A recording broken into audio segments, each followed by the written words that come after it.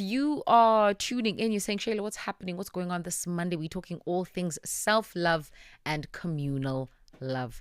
Our next guest is about 2 hours, but let me not tell you too much. I want her to introduce herself, and she's going to do this through music. I want us to get this short snippet. It is an exclusive, so we are the first to hear this. Well, I hope we're the first to hear it. I know that in terms of radio stations, we will be the first, so I'm pretty excited. Let's get into it. Loving myself cause it feels right. Been waiting on it way too long. Been doubting myself, now I'm alright. Out here just fighting this war. Oh, oh, oh, oh, oh. You know, you know. Oh, oh, oh, oh, oh, you know.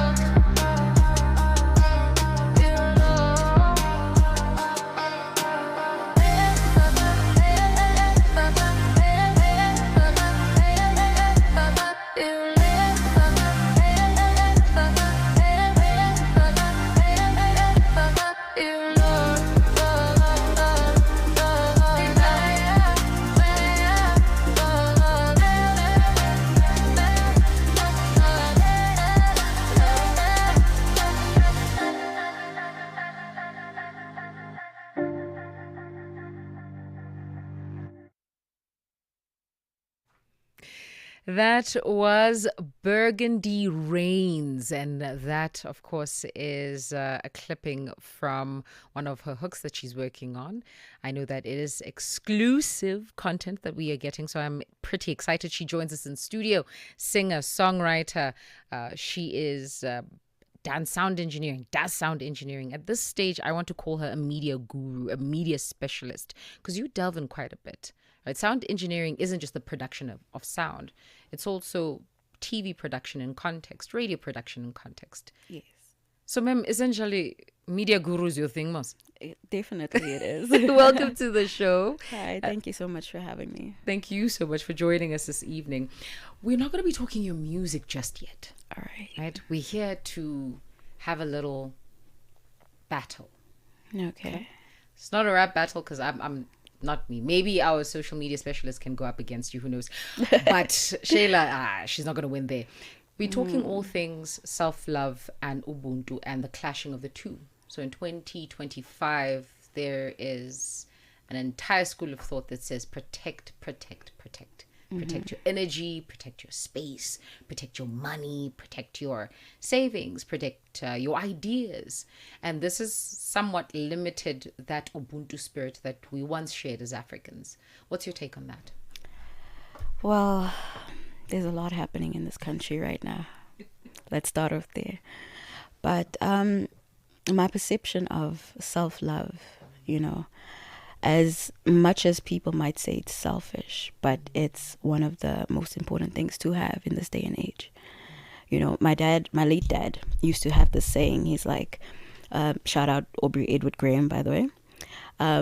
If a plane is going down and there's turbulence, all those face masks come down. So you can't automatically put that on someone else. For oxygen, you need to have your own oxygen before you can help the next person.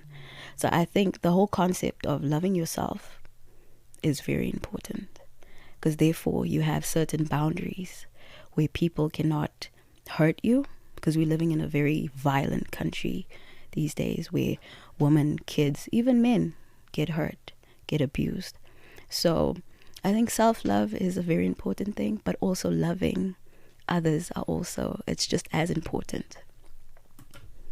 Burgundy, where's the balance?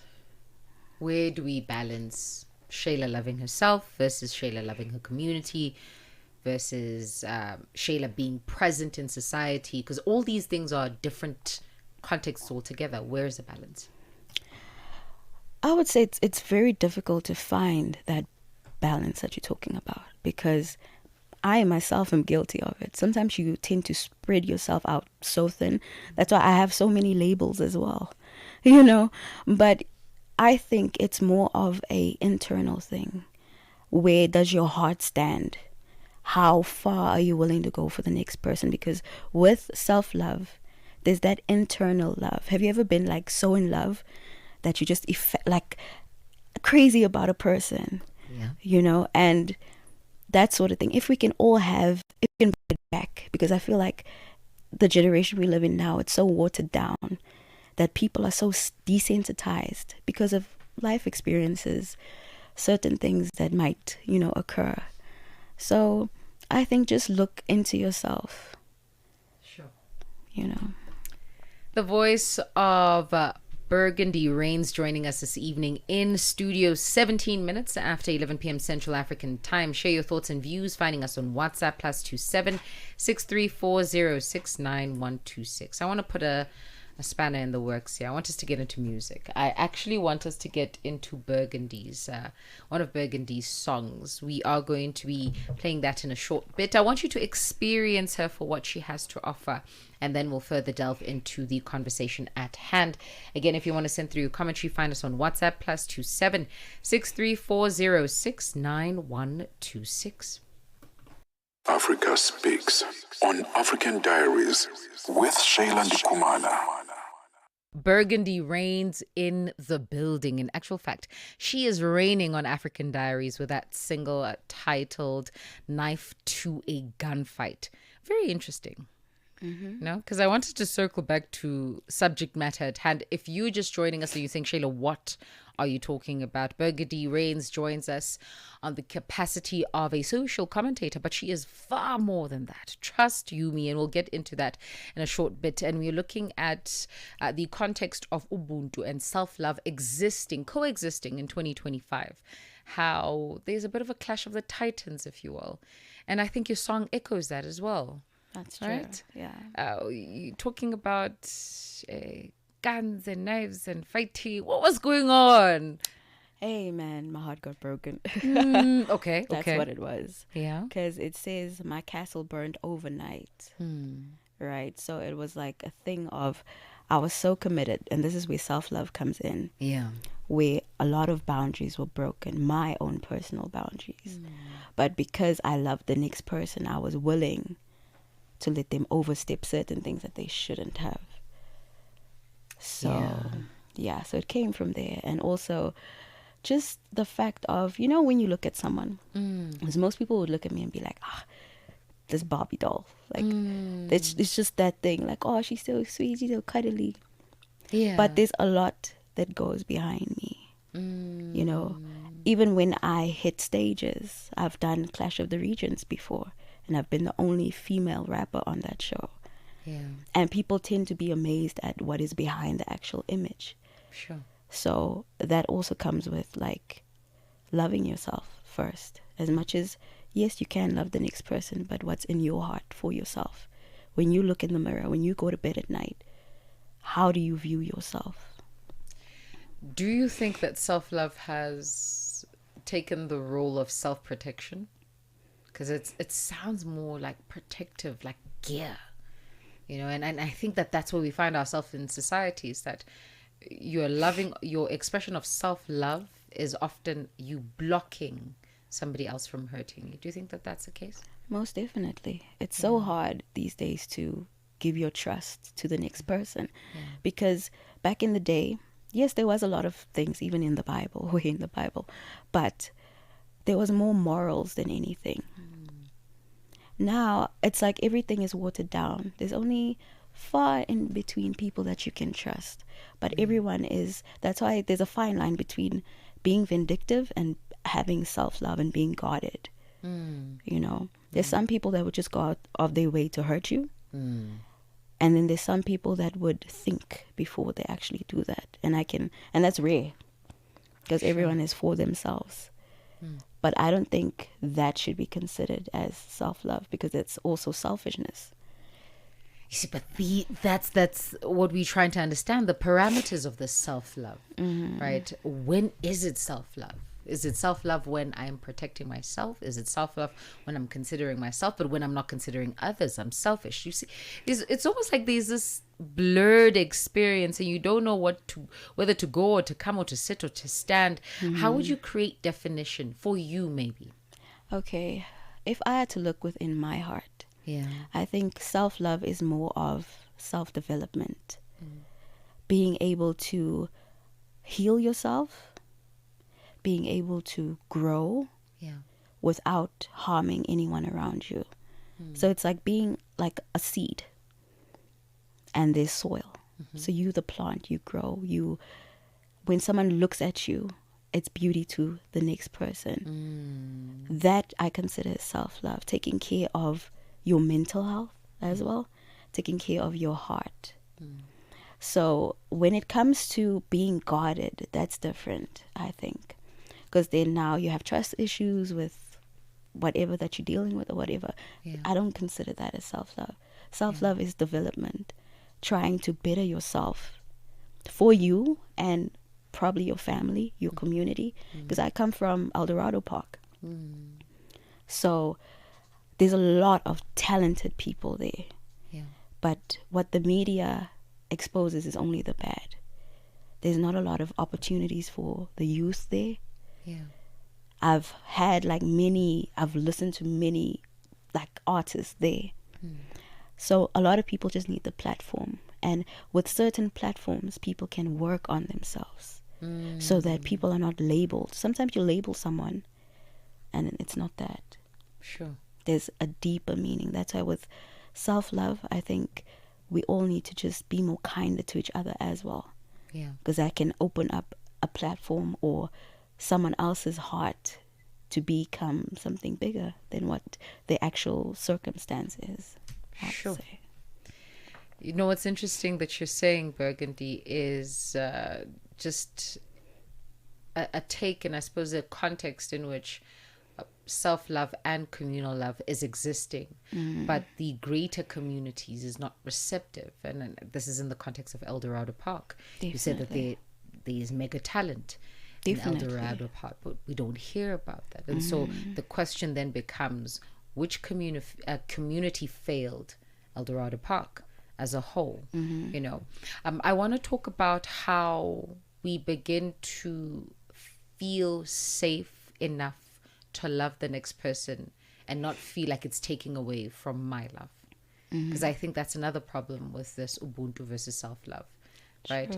Is if somebody says, hey, I need your attention, you're like, no, I'm tired, I want to sleep. And your gauge is that them asking for your attention takes away from your rest, which is not true. True. You know? And so there's more wisdom required than a blocking. So how do we create that balance? What conversations are needed?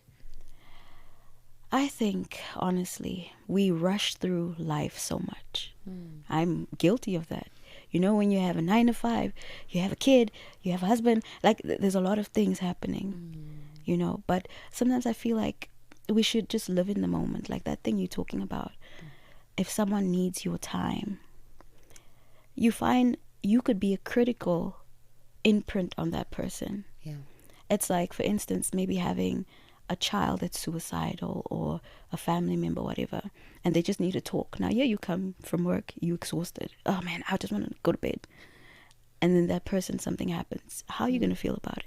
Sure. So I think sometimes we just need to, as much as we do get tired, we human beings, Yeah. but living in the moment and having that thing, that love, that now is so rare because we just tend to overlook life itself. Yeah. Because I worked in a mortuary for a while. It's one of the stories. And it made me have a different... I used to do makeup for deceased people. Yeah. And it made me have a whole different outlook on life. Yeah. Because it's like me and you, we're sitting here and God forbid I die. Like now, you're not afraid of me. You're not afraid of hugging me. You're not afraid of looking at me. Yeah. But as soon as I die, people tend to want to be afraid of the body. Sure. So life is like that. Like life is so precious. 1 minute you here, next minute you blink, you're gone. So I think trying to dig deep into your heart everyone has a good side. I don't believe everyone is a monster, or, you know, even murderers, there's a good side. So internally we just need to find that balance to be like, you know what, even though people have done me bad, but let me do good. Sure. How have you found ways to appreciate life specific to that context? I can't picture being in a I'm gone mortuary. First of all, there's many fridges there. I'm not playing that game, sorry. But I can only imagine that context woke you up to the beauty that is life, the beauty that is lives around you. How did that change the way you treat people? I want like practical, you know, examples. Man. I appreciated seeing people alive. Let's start there. Yeah. Because when you're alive, you smell good. You know, you flush in the face because you have blood running through your veins. But when you're dead, there's times I used to wash with bleach, like put bleach in my water, because some bodies would be so potent, because it depends on how they would find, you know, the actual person. Yeah. And it would tend to cling onto you, who is human, the smell itself. So it took me back, like way back. Yeah. I think also that the reason why I started doing makeup for the mortuary is when I lost my dad at 19. He died of cancer, renal cancer. So the way they made him look was not how I remembered him when he was bedridden for 2 years. He looked so beautiful. He looked so peaceful. Even people were like, oh, he looks like back in the day when he was young. And you would pull out like a picture from back in the day and look at him and and it's the exact same person. And when I used to do makeup for those people, it used to feel a certain way. You know, even doing tags for them, so when their families come, they don't have to scramble amongst all the other bodies. They would find their tag with their names, their dates of birth, and probably the time of death. You know, so that it opens your eyes, I tell you. You know, I think the first day when I got back home, I hugged my mom. I hugged my mom because there were so many women that I saw that were not there anymore. So it gives you a bigger like belonging in life. You feel like, okay, you know what, I'm here for this time, so I need to make this work right now. I need to love the people around me. I need to make sure that I also leave my imprint, so that the ones that come after me, at least there's some sort of way that I've paved. Sure. Yes. How does this reflect in your music? Like right now, I'm working on new material. I have a 5-year-old daughter called Ojiana Graham. And I look at how she's interested in everything. Like, you know, when they discover new things, and now you have to, even though you know that thing, but now you also have to act excited as well because it's their first time. So I put so much life into my music. I'm trying to guide people, if not heal people, because there's so many people walking around with wounds that they have not even scratched the surface. And I think we're all guilty of numbing out things. Like something would happen to you, you'd numb it out because life has to move on. And that's the problem with today's society, even with parents, with siblings, with partners. You never tend to just sit down and be like, are you okay? You know, like, how are you? People just expect everyone to be fine, but everyone's carrying a cross. You know, so I try and motivate as best as I can. I try and be like, don't give up. There's something more. There has to be something more. No matter where you are, how bad things are, like you can be crying yourself to bed every night. Get up the next morning, take a bath. Tell yourself, look here, there's something more. I'm here for a bigger purpose. So that's what I always just tell myself. Sure. And as a way to end our discussion, Burgundy, I want us to simmer down to Ubuntu and self-love. Yes. And having the grace for one another as we have the grace for ourselves. More often than not, self-love is a lot of acts, but people don't get the end game of that act. And this is something we discussed with our first guest, where I will go on a spa date, I'll eat clean, I'll look good, but I'll still be empty inside. True. And if I'm empty inside, I can't give you anything. True. And so it becomes a cycle of emptiness throughout communities. And it's not that people don't want to love on each other, it's that we haven't found a grounding place to experience love, to give love, to receive love. You have gone through quite a bit, and you have found ways to express this. You've found ways to conceal this as well. Where and if you can, take us back to a time that you found your footing to firstly give, to receive love, to give love, and to express it. Where would you say that critical point was for you, so that whoever's listening now can say, yeah, I too see that I'm going through this rough instance, or I too can see that my headspace is going here. Maybe I should change and do it the other way. Well, I would say first and foremost, sit with yourself. We tend to, yes, it's fine to talk to people, but sometimes we'll never know intentions. You might just be talking to the wrong person who doesn't want you to succeed. So sit with yourself, because every emotion that you feel, go through it. Yeah. Go through it, feel it. If you have to write it down, journal. Just find, I can say, my turning point in my life. I wouldn't say I grew up spoiled, but I was the last born. So I was daddy's girl. Everything. He would drop me off at school, pick me up. Like, I wouldn't walk home with my friends or, that sort of thing. My turning point was when the one person who was always there, all of a sudden, is gone. Now, finding my feet. Sure. How do I do that? It came with a lot of tears. It came with a lot of, I don't want to do this anymore. But you get through it. You put one foot in front of the other. Each day. You feel weak. There's days where I don't want to exist. Sure. But I'm like, you know what? This person wouldn't want me to give up. And growing up, my dad would never hit us. He used to use like this mental kind of brain thing. He'd be like, I'm so disappointed in you. I didn't raise you like this. I'm so disappointed in you. And at that time, you feel so bad. Like, oh my God.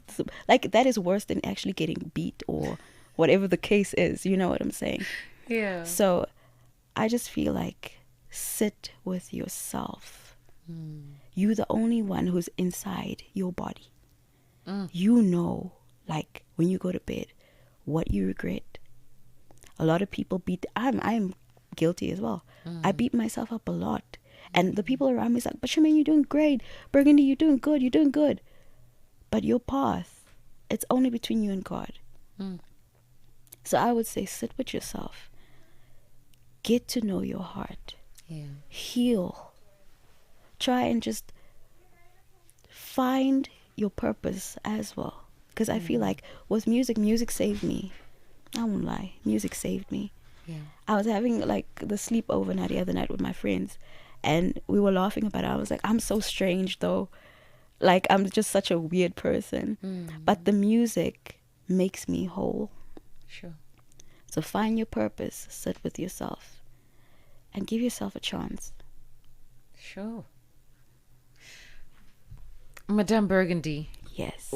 Firstly, beautiful words to end off such a heavy conversation, but a fruitful one, nonetheless. We can't release you without you singing. You do realize that it's either you rap, you sing. One of the two. Something must happen. I mean, we played, played the exclusives, and we're happy and we're grateful. And as a community of Channel Africans, we have to hear those vocal cords. All right, I can rap something. Okay. Well, I can rap one of the songs that just played. Yes, ma'am. Okay, so my castle burned overnight. Nigga took aim, now I'm taking flight. Broke my heart again, but it's alright. The young nigga brought a knife to a gunfight. The hate is real, daddy, so they trying to drown me. They took away the crown, now they trying to clown me. Shots to the brain, now they try and crowd me. Pray you in heaven and hope you find me. Suicidal thoughts led me to this music, now I'm bleeding bars. These rap skills ain't just skills, they just really scars. Music and depression equals talent these days. So we sipping on a lean to take the pain away. The pressure, the money, the flow. And wearing my heart on my sleeve no more. Get my heart to a full, yeah I know. Head rolling blood on the flow. Mama don't recognize me, she don't know. The love got me doing crazy things. Like Frank Casino said, we want the whole thing. But guns aimed, yeah you fire. You may have broken my heart but failed to take in my desire. Ah! And that, ladies and gentlemen, is how we sum up the conversation with Burgundy Reigns, who has reigned. Thank you, Queen, for joining us this evening. Thank you so much for having me. Was beautiful. 17 minutes before the show comes to an end. For now, let me allow you to simmer with all the thoughts, with all the raps. If you're a rapper and you wanted to challenge it, this is your opportune moment. Get on a voice note. We want to hear it. +27 6340 69126. For now, some music.